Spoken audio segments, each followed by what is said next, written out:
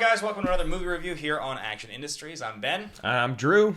We're talking about a friggin' scary movie. This movie is frightening. You know how I am about my scary movies, but I think I'm trying to venture back out into them, and Candyman was a really, really good place to go. I watched like the first half of the 92 version today to kind of get me like ready to go, and this did not disappoint, man.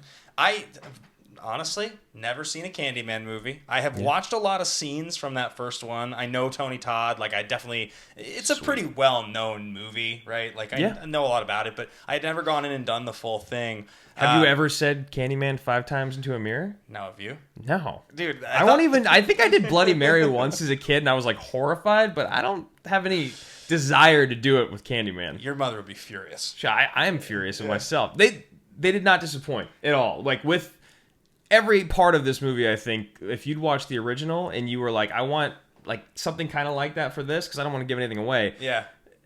I was very happy. I thought the most successful thing this movie did, the thing that I enjoyed the absolute most, was that the basic premise of Candyman, which if you guys know or don't know, you say Candyman 5 times in front of a mirror, this crazy dude with a hook kills you. Yep. Shows up in the mirror. It's wild. They crushed that part of this movie. That's the part of this movie that every time it would happen, I'd be like, oh, it's gonna happen. Oh. Something bad's gonna happen. It did not. This is like it delivered every single time with that, and then also the makeup in this was so good. Like, you expect there to be good gore makeup, you expect there to be good blood, stuff like that, but there was other stuff going on with like an infection or a growth or something that was gnarly, and I loved it. And I was pretty in on the backstories that they were like, because Candyman is a person that's come in different iterations, it sounds like, over time since the end of the 1800s is what they were saying in the movie. Yeah, I liked a lot of that stuff. The supporting cast was all a lot of fun. Teyonah Parris was great. Coleman Domingo was really, really fun to watch. I thought a lot of those supporting characters were good, and they filled out that backstory in, I think, a really satisfying way. Yeah, because the main character was just, you kind of, when you're watching him, you don't really know what the journey's going on or why you care about who he is, but he does such a great job with just being creepy and weird that you're in for the whole ride. Yeah, it is really interesting. We were talking about this on the way home, that when they start to reveal some of the reasons that things happen or backstories as the movie goes on, it's like you have this moment of like, okay, well, now I know more of what I was watching, but I gotta be honest, I was pretty good with watching it not knowing any of that. So, like, it's important that you give me the backstory, but also, like, does everything in every movie have to all tie together in some beautiful bow? Yeah, and they definitely, like, push for it. Yeah. I think it's certain points in this, but it is because it's supposed to all be connected, and that's, like, what Yahya Abdul Mateen II. The second. Thank you for getting that. Yeah, I needed to say it. Did you get nervous just before you tried? Because I was like, man, if I mess this up, we're gonna have to do this all over again. It's one of those like 5-person names or 5-word names, and I didn't want to screw it up here on air. I almost did. Yeah. I was doing well. Yeah, he was great. I haven't watched Watchmen. It's a show that I've always wanted to watch. I've heard it's really fantastic. Big fan of Regina King,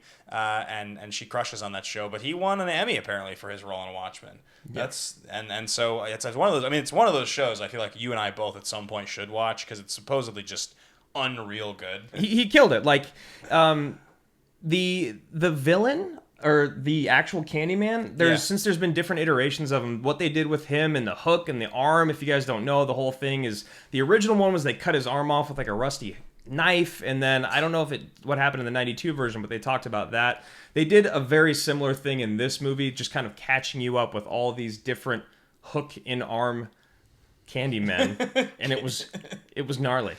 Yeah, right? Like, I thought that the gore and this level of seriousness with which this movie took its material was actually really strong. I thought Nia DaCosta coming in there, like, she did a really good job, I think, getting the tone she wanted with this. It did not feel at all like a campy horror resurrection, which is like so many of these reboots that we get. Well, I think it's because the acting was really strong throughout, but then it was also shot in a really cool way because of the whole mirror part of the Candyman. There was mirrors in almost every single room throughout the entire film, which was cool because it immediately, when you put that mirror in a room, there's the potential that he could show up. Yeah. Right? So that was something that I really loved. And then they would shoot stuff through the mirrors back at the actors, which was really cool. And the sound design with the bees and the music was all really, really great. It was really, like, it really heightened the tension. And again, the sound of the bees, they don't really even acknowledge it other than the one backstory, but they're everywhere. And they get louder and louder as things get more intense in the movie. It almost is like disorienting. Yeah, I think that the real deep quality of that sound design is one of those things that we're like, seeing movies in theaters is a good thing, because this is so much more effective. You get so much more depth with the sound of the bees and all that. So yeah, I agree with you completely on that one. Interesting to see. I was saying this to you just as we were leaving, like, Nia DaCosta is a name as a director who isn't really known for a lot. Yeah. She comes from more independent projects. This in itself is a higher end indie movie. I mean, it is a major film, but it's definitely not her next movie, which is the second Captain Marvel film. I mean, like, you go from like basic obscurity to this to Captain Marvel is a pretty big jump. But what do you think about Captain Marvel going forward? Do you think she's gonna do a good job based on what you saw here? I think so. I think if she has like the reins to do it and it has a good script. I mean, you look at the fact that she helped write it, that Jordan Peele wrote it, and then I can't remember the name of the other writer, but there's 3 writers on the movie. Yeah. I think so. I think if she has a good hand in the actual creative design and not just like, here's this thing that you have to make, go ahead and make it the way we want you to with your name attached. Yeah. I think if she can put her own spin on it, it'll be really great, because I really liked what she did. She paid a lot of homage to the old Candyman movie in this film, but she made it her own. Yeah. And I think that was really important. It also made it like really interesting and like just not repetitive. The kills in this movie were phenomenal. Yeah. Like, there were some really, really, really good kills. Obviously, killing with a hook, you got a lot of creative stuff. You get a lot of good stuff. And also, like, Candyman is just like really strong. Yeah. And he's just ruthless. So I think I would give it 7 out of 8 honeycombs. Why are you laughing? Oh. How many honeycombs did you give it? I'm now thinking 8, arbitrary number. It's because it's a honeycomb. Yeah. Are there 8? Yeah. It's an octagon. Okay. It's the shape of them. Yeah. All right. You're being serious? No. Oh, I didn't think so. 6. You had usually. Me. I think you say 7? Yeah. Maybe go like mid 6. Mid 6? 6.4, 6.5, right in out that of range. 8 honeycombs.